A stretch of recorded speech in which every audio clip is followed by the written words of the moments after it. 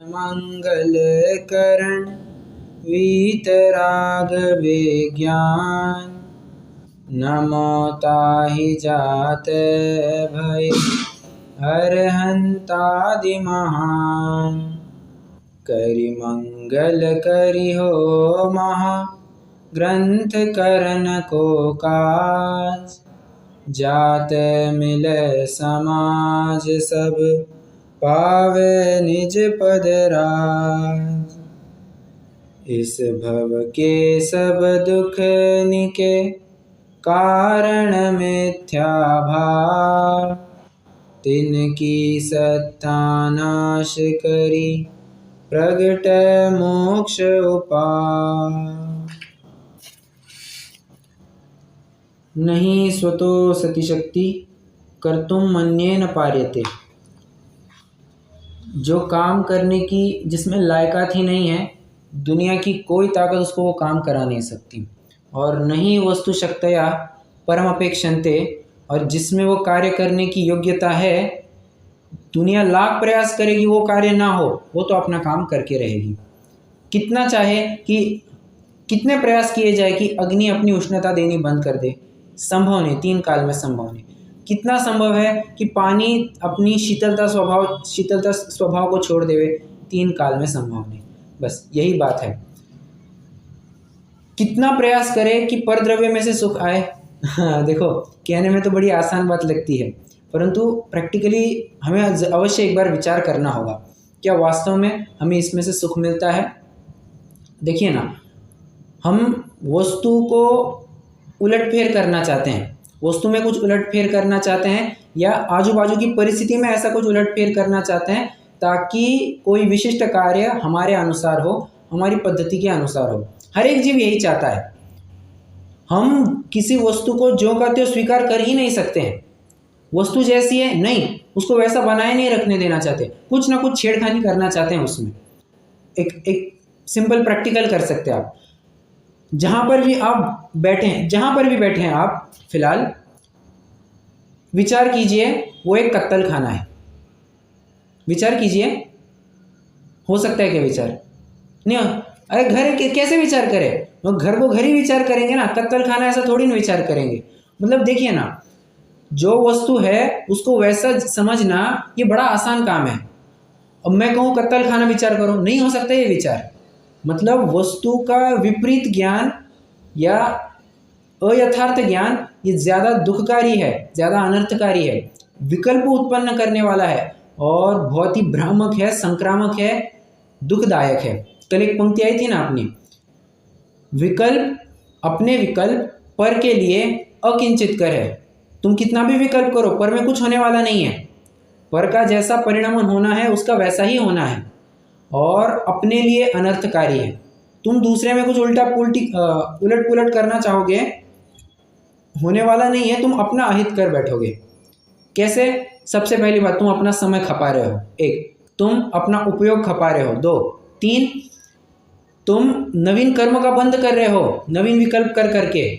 4, नवीन कर्म बंद, और ये कोई अच्छे कर्म बंद तो होने वाले हैं नहीं, खराब कर्म बंद होंगे, तो भविष्य में जाकर के फिर से तुमको और विपरीत भोगना पड़ेगा। मतलब देखिए कितना सोच विचार करके बातों में प्रवृत्ति करनी पड़ती है। अगर मैं ये काम करूँगा तो इसका फल क्या? वो किताब है ना, इन भावों का फल क्या, उसमें पूरी यही बात लिखी है। मैंने पढ़ी नहीं है, परंतु थीम लगभग यही समझ में आती है कि अगर जीव ऐसे भाव करेगा तो उसके क्या क्या परिणाम होंगे, क्या क्या परिणाम उसको भोगने पड़ेंगे। ये अवश्य विचारने लायक है। कल मिथ्या चरित्र का स्वरूप, इसका हमने एक बहुत ही संक्षेप में कई अनेक तर्कों के माध्यम से ये सिद्ध किया कि भाई ये जीव जो चाहता है क्या कि मैं पर वस्तु का कुछ कम ज़्यादा करूँ, सो संभव नहीं है।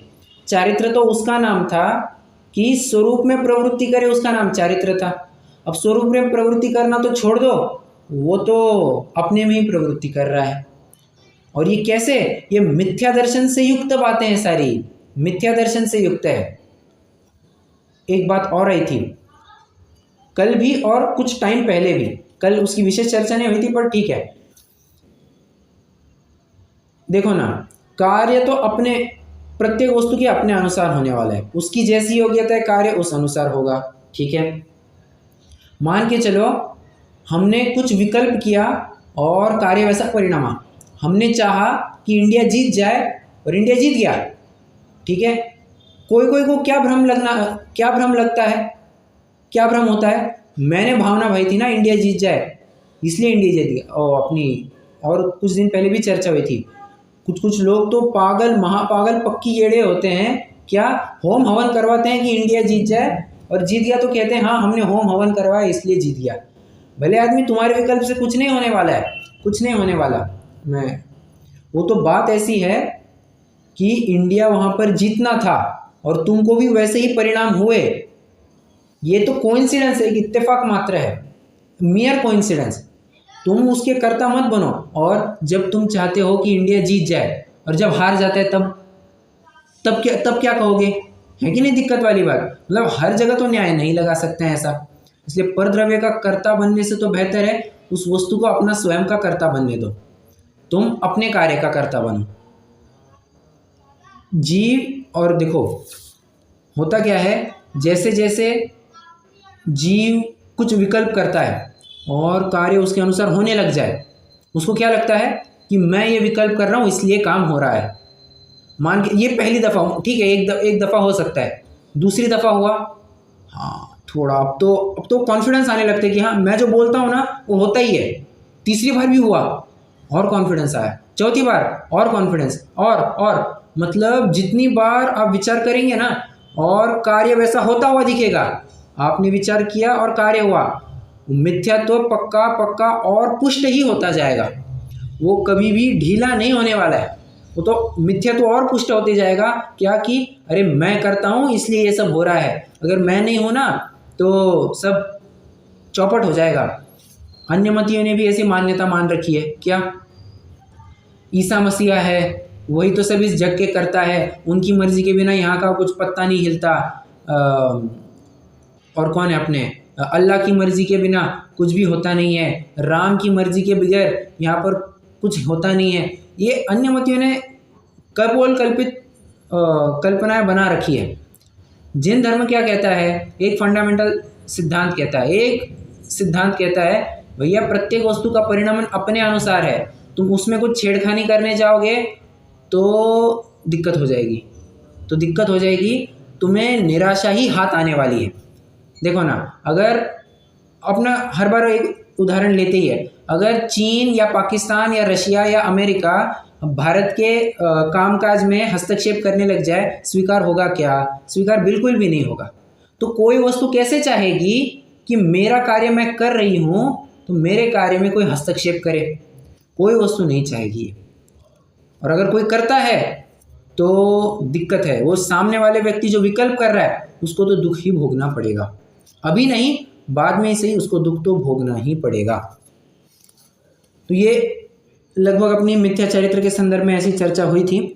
आज एक नवीन प्रकरण की तरफ बढ़ना है, इसी के अंतर्गत इष्ट अनिष्ट की मिथ्या कल्पना। देखिए ये जो प्रकरण है ना, इसकी चर्चा वैसे कल अपनी आ चुकी थी, याद आ रहा है? कल एक पैराग्राफ पंडित जी साहब ने पढ़ाया था कि जीव कुछ भी देखता जानता है, उसका स्वभाव तो क्या है, दृष्टा ज्ञाता मात्र है, जानना देखना उसका काम है।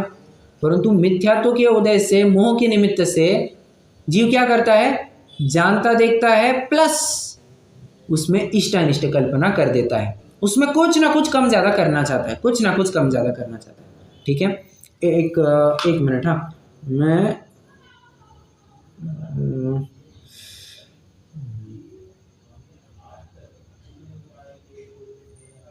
चलो एक मैं आपको छोटा सा एक्टिविटी करवाता हूँ। आप स्क्रीन पर देखिए, आपको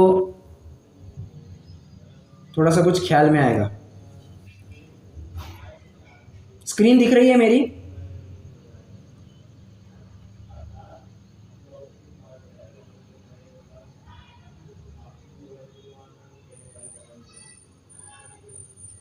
आवाज आ रही है क्या?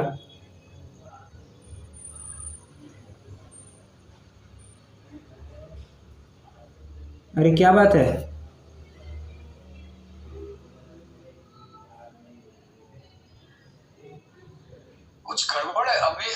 आ रही थी। अभी आ रही है आवाज? अभी आ रही है, आवाज आ रही है, कुछ मूवमेंट्स हो रहे हैं बस। अरे आवाज आ रही है क्या? हाँ आवाज तो आ रही, बाकी लोग रिस्पॉन्ड नहीं कर रहे, क्या बात है? ठीक है ठीक है, देखो देखो, ये देखिए, मैं यहाँ पर कुछ डायग्राम निकालता हूँ। हाँ, ये मैंने कुछ रैंडमली कुछ एक फिगर बनाया है।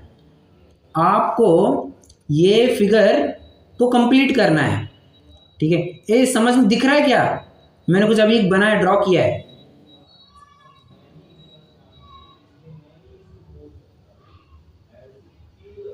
इसमें कुछ मूविंग सा चल रहा है, ऐसा कुछ। अरे अरे अरे, नहीं हो रहा है फिर, मुझे लगा होगा। ठीक है छोड़ो।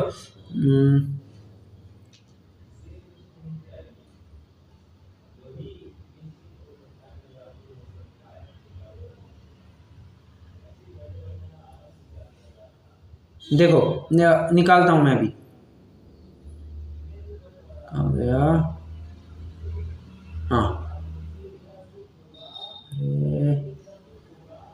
हाँ, ये देखो, ये मैंने अभी एक डायग्राम निकाला हुआ, दिख रहा है क्या? ऐसा सी लिखा है मैंने।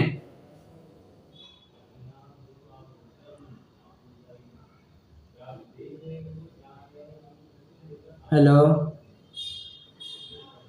नहीं कुछ दिख नहीं रहा है। अरे छोड़ो छोड़ो छोड़ो, चलो मैं एक एक्टिविटी करवाना चाहता था। चलो, आप चाहे तो अपने एक नोटबुक पर कर सकते हैं। आप क्या कीजिए, एक, हाँ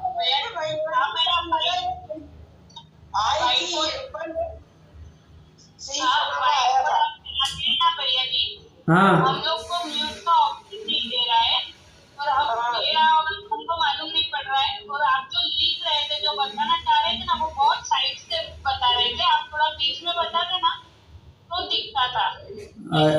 अच्छा, आपकी आवाज बरोबर हम तक आ रही थी, लेकिन हमारी आवाज ऐसे नहीं आएगी। वो टाइम पे हमको म्यूट का बटन ही नहीं दिख रहा है। वो अच्छा, अपने को ओके ओके, छोड़ो छोड़ो छोड़ो छोड़ो, कोई दिक्कत नहीं। ये आप अपने नोटबुक पर एक छोटा सा काम कर सकते हैं। आप कोई भी मान के चलिए एक हाफ सर्कल बनाइए, ठीक है? मतलब एक कर्व निकालिए, ठीक है, नोटबुक पर। और एक्टिविटी ये है, आपको उसे कंप्लीट करना है, आपको उसे कंप्लीट करना है। अब ये देखिए, ये क्या है, सामने सामने दिखाऊंगा ना तो बेहतर रहेगा। अब आप क्या विचार करेंगे, इसको कंप्लीट करना है तो बाकी का हाफ सर्कल भी बना दो। व्हाइट बोर्ड में कराइए भैया जी, आप व्हाइट बोर्ड में कराइए, थोड़ा बीच में से करिए और आप बोलते रहिए, हमारा आवाज नहीं आपको आएगा। अच्छा, तो शायद डॉक्टर रवि जी को मालूम पड़ गया है कि कहाँ से ऑन करना है, हमको मालूम नहीं पड़ता। अच्छा, हाँ, या फिर हम अभी ऑन ही रहते हैं, फिर आप इसको नहीं रहते, वही है। इसको स्क्रीन को शॉर्ट करेंगे तो आपको तीनों ऑप्शन दिखाई देंगे, ऑडियो वीडियो वाला। शॉर्ट कर दीजिए। अब मैं अभी, हाँ अभी आप बोलिए।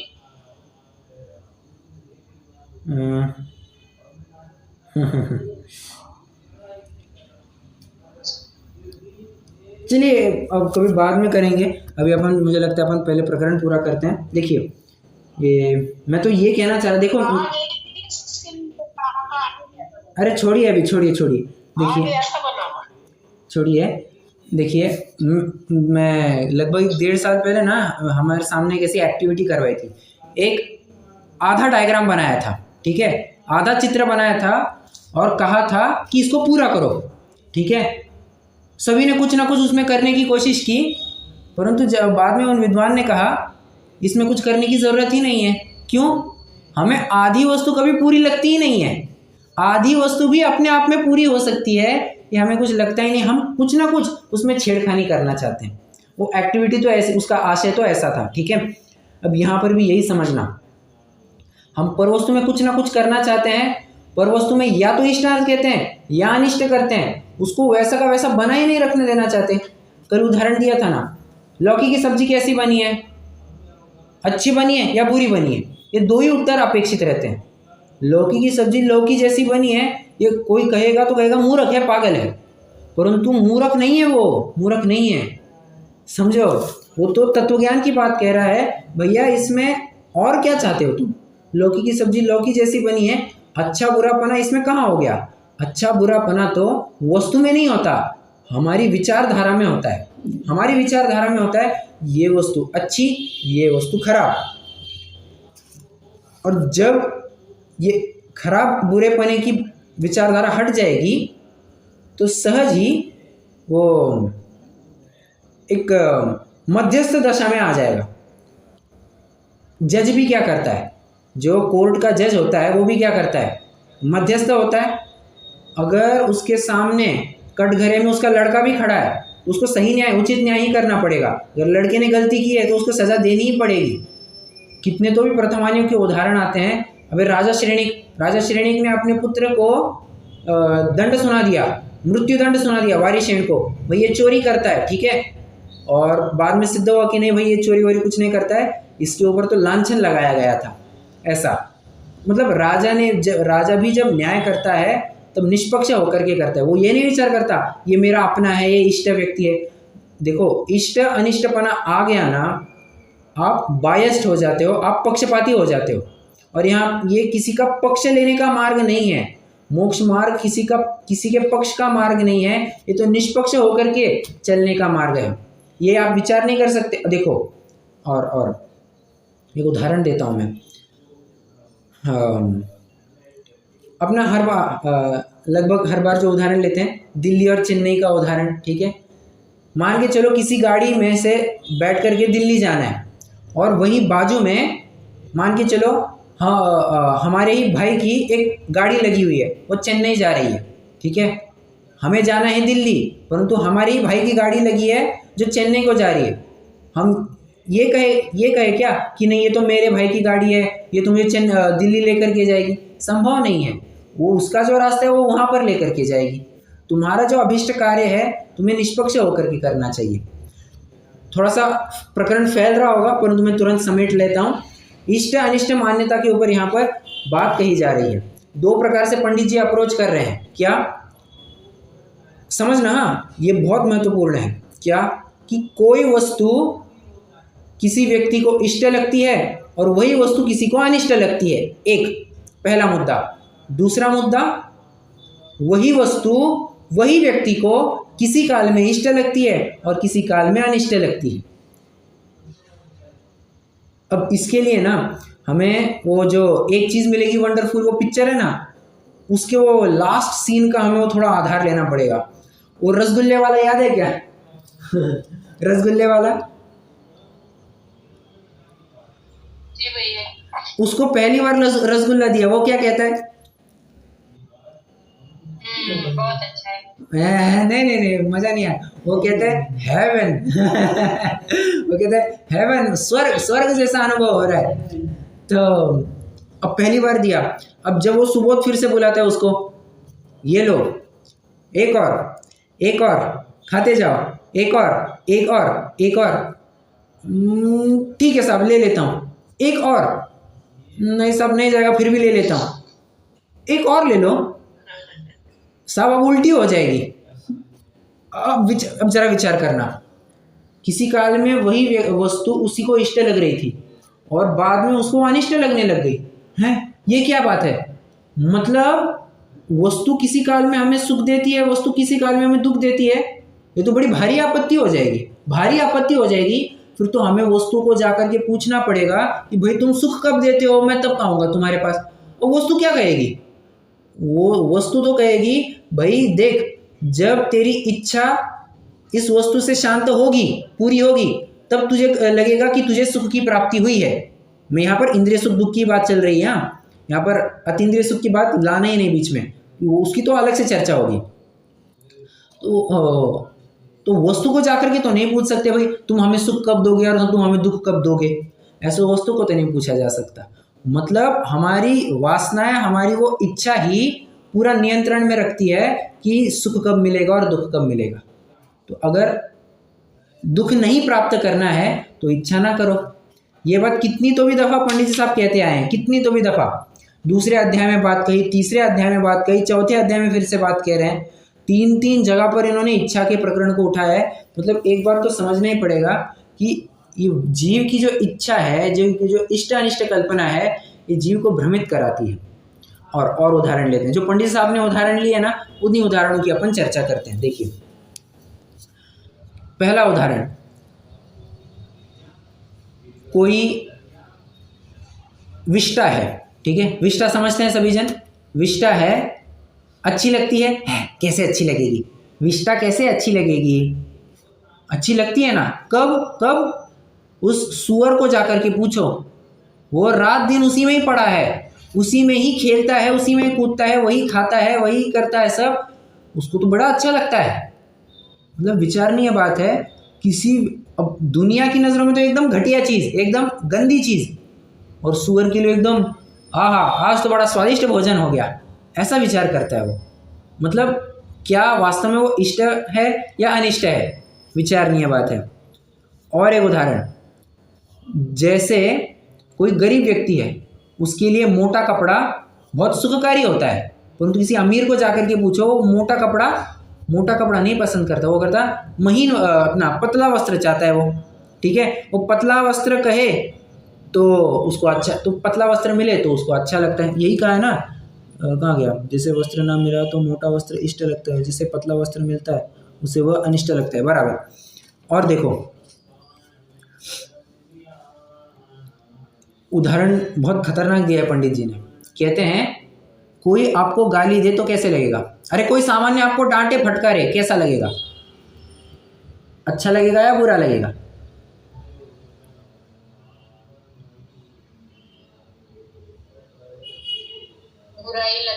बुरा ही लगेगा।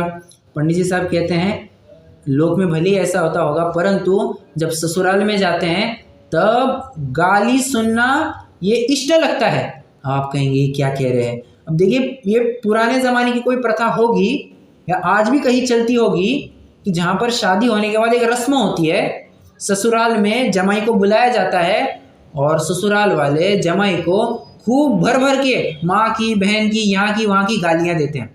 और अगर गाली ना दे तो जमाई सोचता है ये मेरे से नाराज़ है, ये मुझे बहुत परेशान कर रहे हैं, अगर मुझे गाली नहीं देंगे तो मैं बहुत दुखी हो जाऊंगा। मतलब गाली सुनना उसके लिए इष्ट हो गया है। होगी कोई ऐसी रस्म? मतलब विचारणीय बात है।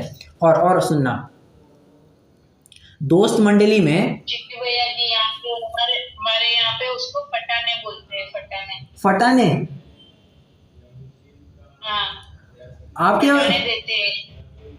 मतलब क्या, मतलब यही गाली वगैरह देते हैं ऐसे? नहीं, ऐसे वो एक सॉन्ग्स रहते हैं, उसके गीत सब बनाए रहते हैं। हाँ? कि तू ऐसा है वैसा है, ये वो है। अच्छा, ये लड़की को लेने आ गया, आगे पीछे घूम रहा था न, फिर ये सोचती, ऐसे सब। अच्छा उसके बारे में भी बोलेंगे, उसकी मम्मी के बारे में, उसकी बहन होगी तो बहन के बारे में बोलते हैं। अच्छा। के बारे में वो आपके साथ भी हुआ था क्या, मतलब ऐसा? जी भैया जी। अच्छा, सबके साथ होता है, मतलब ठीक है। हमारे में ना, लड़के को तो बोलते हैं, लड़की को भी बोलते हैं। अच्छा, ससुराल वाले लड़की को बोलेंगे और लड़के वाले लड़की को बोलेंगे, लड़की वाले लड़के को बोलेंगे। अच्छा, दोनों तरफ से होता है। खैर, मतलब देखो कैसी विचित्र बात है। उस समय वो ऐसे बातें सुनना वो इष्ट समझता है, और अन्य काल में कोई गाली दे, गाली, तुमने आवाज़ कैसे उठाई, हाउ डेयर यू, तुमने आवाज़ कैसे उठाई, और फिर चालू हो जाती है। मतलब दिक्कत यहाँ पर है। अब किसी व्यक्ति के खोपड़ी को कैसे जज करे, उस समय में उसके साथ कैसे बात किया जाए? पॉसिबल ही नहीं। लोगों का माथा संभालते संभालते, लोगों के मन संभालते संभालते हमारा माथा खराब हो जाता है। मतलब किसको अच्छा कहे और किसको बुरा कहे। और एक उदाहरण, ये गाली का ही उदाहरण है, तो वैसे ही मित्र मंडली आपस में बहुत गाली गलौज करते हैं, कोई बुरा नहीं मानता, और वही अपना कोई दुश्मन हो, दुश्मन ने बस आवाज़ बस ऊंची की, वो चालू हो जाते, तूने आवाज़ कैसे बढ़े, तू ये कैसे करता है, तू माँ बहन की गाली देता है क्या, चालू हो जाता है। मतलब जहाँ पर राग होता है वहाँ पर कुछ भी करो सब चल जाता है, और जहाँ राग नहीं होता फिर कभी कभी प्रेम से कही बात भी सुहाती नहीं है, वो चुभती है बात। वो कहते हैं हाँ इनका तो यही ऐसा है होना, इनका तो सब ऐसे ही होता है, और क्या करें, बस चलता है। हाँ, क्या करें, ये ऐसी बात है। इस बारे में ना ये कबीर ने एक बहुत सुंदर दोहा लिखा है, क्या, कबीरा खड़ा बाजार में चाहे सबकी खैर, ना किसी से दोस्ती ना किसी से बैर। क्या कहा, कबीरा खड़ा बाजार में, बीच बाजार में कबीर खड़े हैं और सबकी चाहे खैर, हम सभी की खैर चाहते हैं। कैसे खैर चाहते हो, ना किसी से दोस्ती ना किसी से बैर। भाई तुम्हारी दोस्ती तुम अपने पास रखो, तुम्हारी शत्रुता तुम तुम्हारे पास रखो, हमारे ना कोई शत्रु है ना ही कोई मित्र है। तुम हमें शत्रु मानो ना मानो, हम तो किसी को मित्र शत्रु नहीं मानेंगे। ये ऐसी बात है, इष्ट अनिष्ट कल्पना की बात ही नहीं है। वो फिर से मैं वो एक चीज़ मिलेगी वंडरफुल के फिर से एक उदाहरण के पास लेकर के चलता हूँ। देखो ना, वो जब सुबोध समझाना चालू करता है तो एक पूरी लाइफ की एक स्टोरी बताता है, बहुत ज़बरदस्त स्टोरी बताता है। कहता है वो बचपने में खिलौनों में सुख नज़र आता है, जैसे ही थोड़े बड़े हो गए, बड़े होने के बाद फिर ऐसा लगता है कि दोस्त मंडली के साथ क्रिकेट बैट बॉल खेले तो उसमें अच्छा लगेगा। थोड़ा और बड़े हो जाए तो ऐसा लगता है कि पढ़ाई में अपन थोड़ा सा पढ़ाई में थोड़ा सा प्रोग्रेस करेंगे तो अपना अच्छा होगा, तो हमें सुख मिलेगा। पढ़ाई में सुख क्या मिला, मान के चलो थोड़ा सा आगे बढ़ गया तो फिर क्या लगता है, यार मोहब्बत, होटल, सिनेमा, इन सब में उसको सुख नज़र आने लगता है। उसके बाद में शादी हो गई, बच्चे हो गए, फिर बच्चों में सुख नज़र आने लगता है। फिर थोड़ा और प्रोग्रेस किया तो जॉब कर रहा है, प्रोफेशन कर रहा है, बिजनेस कर रहा है, क्या लगता है, नाम हो अपना, कंपनी में नाम हो, समाज में अपना रुतबा हो, स्टेटस हो, ये लगता है। तो best in business, best in society, ये वो चाहता है। अब थोड़ी सी प्रौढ़ अवस्था पार होने के बाद वो लगता है कि हाँ अब तो थोड़ा और एक्सपांड करने की आवश्यकता है। और जैसे धीरे धीरे फिर बुढ़ापा आने लगता है तो सारी इंद्रियां शिथिल हो जाती है, और हम चाहते हैं कि बच्चे हमें सुख दे, परंतु जो प्रोसेस हमने अभी बताई वही प्रोसेस वो फॉलो करने लग जाते हैं, तब तो उनके सुख पाने की यात्रा चालू हो जाती है। मतलब कोई स्थायी वस्तु है ही नहीं तुम जिसके आधार से सुख प्राप्त करना चाहो। अगर खिलौनों में वास्तव में सुख होता तो अभी नरेंद्र मोदी जी भी खिलौनों के साथ खेलते हुए दिखाई देने चाहिए थे। समझ में आ रहा है क्या? अगर वास्तव में खिलौनों में सुख होता तो हर एक व्यक्ति खिलौनों के साथ खेलता हुआ दिखाई देना चाहिए था। अगर वास्तव में पढ़ाई करने में या कुछ और चीज़ें करने में मज़ा आता तो प्रत्येक व्यक्ति हर समय वही काम करता हुआ नज़र आता, जबकि ऐसी बात नहीं है। तो सुख की सच्ची वस्तु क्या है? सत्यम शिवम सुंदरम। जो सत्य है वही शिव है और वही सुंदर है। Thing of beauty is Joy for ever. जो सुंदर वस्तु होती है वो आपको हमेशा ही आपको आनंद देगी। अगर आपको एक पल के लिए भी लगता है कि नहीं ये वस्तु हमें सुख नहीं दे रही है, हमें दुख दे रही है, समझ लेना चाहिए उसमें से आपको फिर कभी सुख मिला ही नहीं।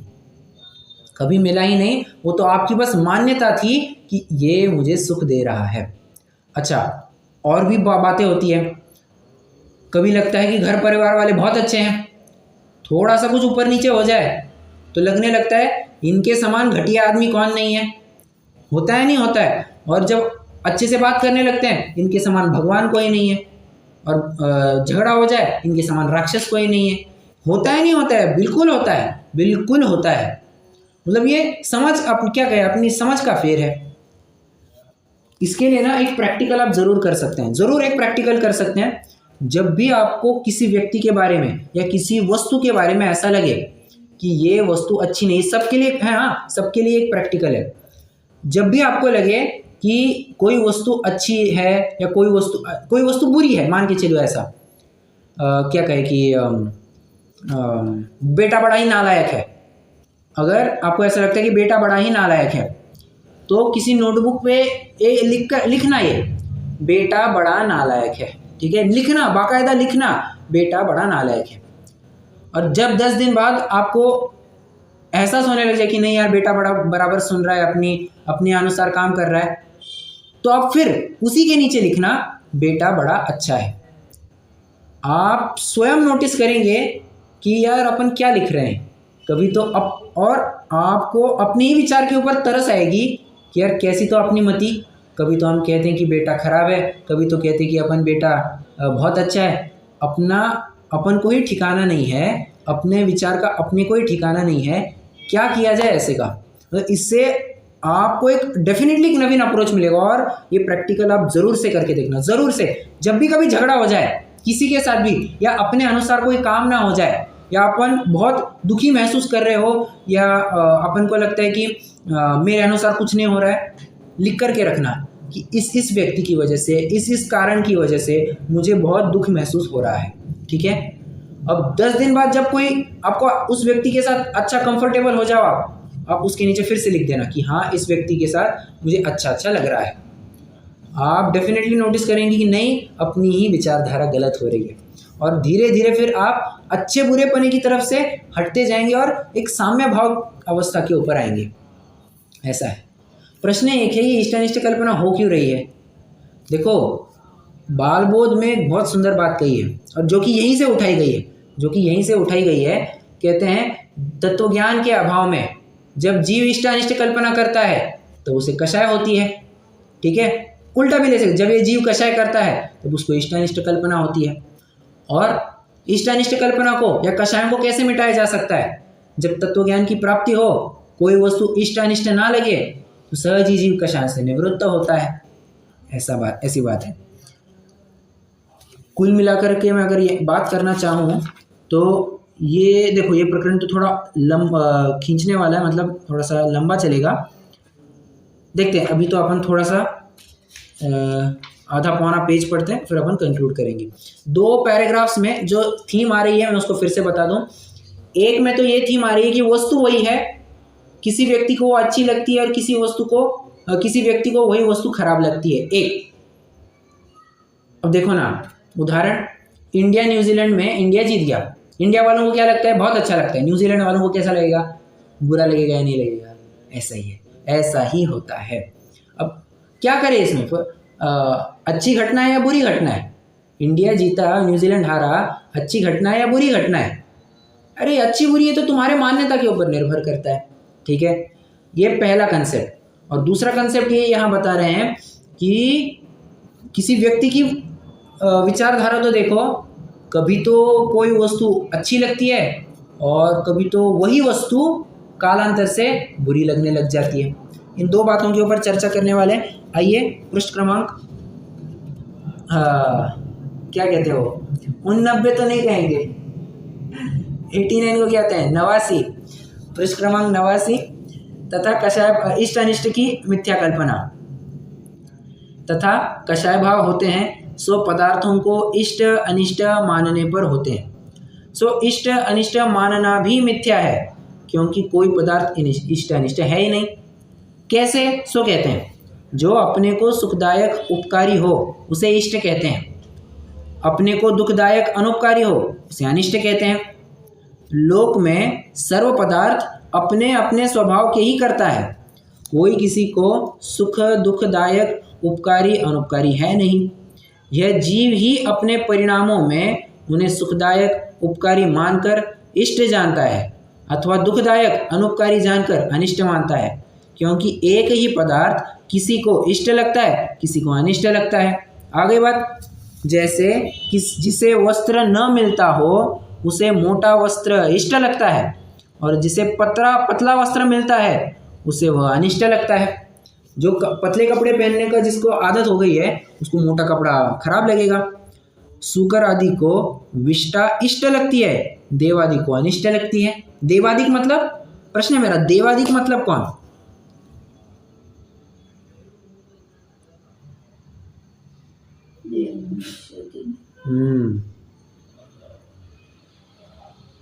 देवादिक मतलब कौन?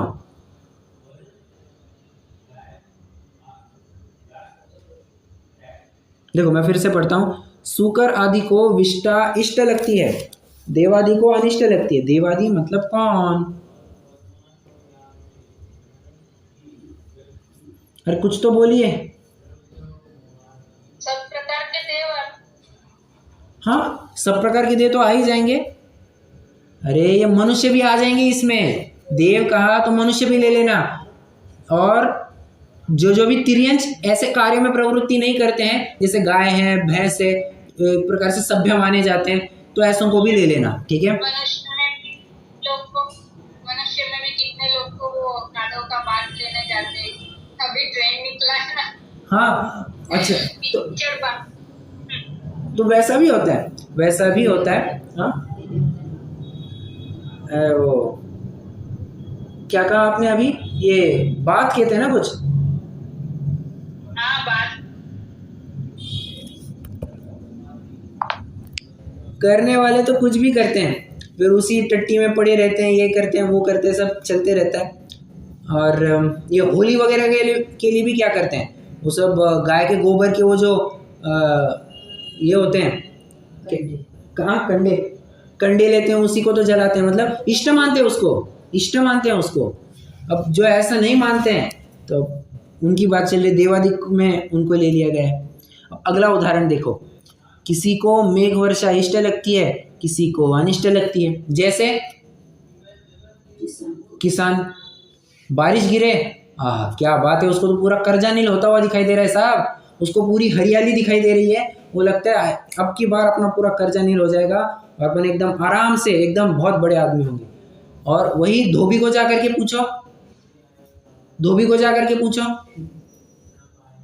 कहाँ से बारिश आ गई मनहूस, अब ऐसा लगता है कपड़े कैसे सूखेंगे, उसका धंधा चौपट होता हुआ दिखाई दे रहा है। प्रश्न है मेरा, बारिश अच्छी या बुरी? और भी समझना, मतलब ये तो उदाहरण था, एक इसी से जुड़ा हुआ उदाहरण बारिश का ही। बारिश आती है, कई जनों को बड़ा मज़ा आता है। क्यों? अरे बाहर जाएंगे, घूमेंगे, हिल स्टेशन पर जाएंगे, क्या ज़बरदस्त एनवायरनमेंट होता है, एटमॉस्फेयर खतरनाक होता है, वहाँ पर घूमेंगे फिरेंगे, एकदम अच्छा लगेगा। और ट्रैक पे जाते हैं सुबह सुबह, और वहीं पर जिसका एक्सीडेंट हो गया है, मुंबई वालों को लगता है, मुंबई में तो हद से ज़्यादा दिक्कत होती है। क्या? बारिश गिरी, पानी बरसा, तो ट्रैफिक जैम ही ट्रैफिक जैम, कहाँ से रास्ता निकाले वो समझ में नहीं आता, पानी भर भर के निकल जाता है, लगता है कि कहाँ से बारिश आ गई। मतलब प्रश्न है मेरा, किसी को अच्छा लग रहा है, किसी को बुरा है, तो बारिश क्या अच्छी है या बुरी है? अरे कैसे कह रहे हो, बारिश अच्छी है बुरी तो कह ही नहीं सकते। तथा इसी प्रकार एक जीव को भी एक ही पदार्थ किसी काल में इष्ट लगता है, किसी काल में अनिष्ट लगता है, तथा यह जीव जिसे मुख्य रूप से इष्ट मानता है वह भी अनिष्ट होता देखा जाता है, इत्यादि जानना। जैसे शरीर इष्ट है परंतु रोग आदि सहित हो तब अनिष्ट हो जाता है। ये इसका मुझे उदाहरण चाहिए। शरीर इष्ट है मतलब क्या, उसको बनाए रखना चाहता है, ठीक है, और जब रोग आदि सहित हो तब अनिष्ट हो जाता है, मतलब शरीर को छोड़ना चाहता है। आपने कोई ऐसा उदाहरण देखा है जहाँ शरीर को छोड़ना चाहता है रोगादि होने पर?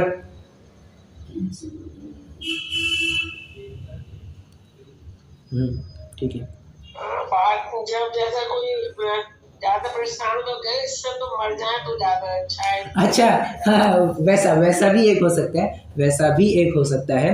रोग से ज्यादा परेशान होने पर लगता है भगवान एक बार उठा लो, एक बार का उठा लो, तड़प तड़प के क्यों मार रहे हो। हाँ राइट। तो हमारे में यानी ऐसे जनरली संतारा ले लेते, बहुत रोग हुआ तो शरीर अभी नहीं चलने वाला है, ऐसे वैसा नहीं उनको है ना, ये सब की प्रतीति नहीं होती है, लेकिन अभी शरीर ही नहीं चलने वाला होता है ना, तो वो ऐसे ही उपवास पकड़ ले। वैसा गिन सकते हैं क्या भैया जी? उनको धर्म का मालूम नहीं है, संतारे का स्वरूप भी मालूम नहीं है। हाँ, लेकिन में अभी जैसे कैंसर है और अभी इलाज हो गया है, तो लास्ट 15 दिन ही अभी है, डॉक्टर ने बता दिया हाँ हाँ। तो फिर ऐसे संतान ले लेते हैं करके कि तो ये भी आ तो जाएगा ही ना भैया, भी नहीं आएगा। रोग आदि सहित हो तब अनिष्ट हो जाता है। हाँ ले सकते हैं, ऐसा भी ले सकते हैं, ठीक है, कोई दिक्कत नहीं। मैं एक और उदाहरण देता हूँ आपको, ठीक है। आपके मुद्दे बिल्कुल सही है, कोई दिक्कत नहीं। जब शरीर को छोड़ना, जिस प्रकार से आप छोड़ना चाहता है, जिस प्रकार से छोड़ना चाहता है, तो वो ले सकते हैं। अब देखो, गैंग्रीन कितने जनों ने सुना है? गैंग्रीन, गैंग्रीन नाम का एक रोग होता है। जी भैया जी, सड़न होती है। क्या होता है उसमें? उपाय क्या होता है? काट के फेंक डालो। काट के फेंक डालो। क्या क्या? एम्पुटेशन, वही है, काट के फेंक डालो, एम्पुटेशन, वही एक उपाय बचता है। देखो, एक ऐसी चुटकुला सुनाया जाता है कि किसी को गैंग्रीन हो गया था। गैंग्रीन हो गया था, डॉक्टर ने कहा देखो तुम्हारा लगभग आधा इंच, 1 इंच उंगली अब गैंग्रीन से खराब हो गई है, इसको काटनी पड़ेगी, ठीक है। वो कहता है 1 इंच, रुको जरा मैं पूछ करके आता हूँ। क्या कहा तुमने? पूछ करके आता हो? हमने तुमको 1 इंच की कही थी ना, अब घर पर पूछते वक्त 2 इंच की पूछ करके आना है। क्यों? आपने तो 1 इंच कहा था। भले आदमी, तू घर पे जाएगा, पूछेगा, चेकेगा और फिर आएगा, तब तो वो इन्फेक्शन नहीं फैलेगा क्या? और 1 इंच का 2 इंच नहीं हो जाएगा क्या? अरे हाँ, मतलब ऐसी हालत, ये ऐसे ही छोटे सा चुटकुला था। तो ऐसी अवस्था में वो क्या कहते हैं? तुरंत काट दो, तुरंत काट दो। क्यों? फैले ना, फैले ना, फैले ना। ऐसा है, मतलब काट के फेंक डालो, यही उसको उपाय होता है। अब देखो, जो शरीर इतने साल से इष्ट माना था, उसको ही काट के फेंकने की बात का, और जबरदस्ती से कह रहा है। कभी कभी तो ऑपरेशन की लाइन लगी रहती है, फिर भी कहते हैं नहीं मेरा पहले ऑपरेशन कराओ, ब्लैक में पैसा दे दे करके ऑपरेशन करवाता है। ऐसी हालतें हैं। पुत्राधिक इष्ट है परंतु कारण मिलने पर अनिष्ट होते देखे जाते हैं, इत्यादि जानना। तथा यह जीव जिसे मुख्य रूप से अनिष्ट मानता है, वह भी इष्ट होता देखते हैं। जैसे गाली अनिष्ट लगती है परंतु ससुराल में इष्ट लगती है, इत्यादि जाना। वो ससुराल वाला अपना जो उदाहरण था वो हो गया। इस प्रकार पदार्थ में इष्ट अनिष्टपना है नहीं। यदि पदार्थ में इष्ट अनिष्टपना होता तो जो पदार्थ इष्ट होता वो सभी को इष्ट होता, और जो अनिष्ट होता वो अनिष्ट ही होता, परंतु ऐसा है नहीं। यह जीव कल्पना द्वारा उन्हें इष्ट अनिष्ट मानता है, सो यह कल्पना झूठी है। ठीक है, ये अपन यहाँ तक आकर के रुके हैं। कल अपन इतने प्रकरण को पूरा करेंगे, राग द्वेष का विधान और विस्तार। ठीक है, चलिए, कोई प्रश्न हो अभी तो पूछ सकते हैं, नहीं तो अपन जिनवाणी स्तुति करेंगे।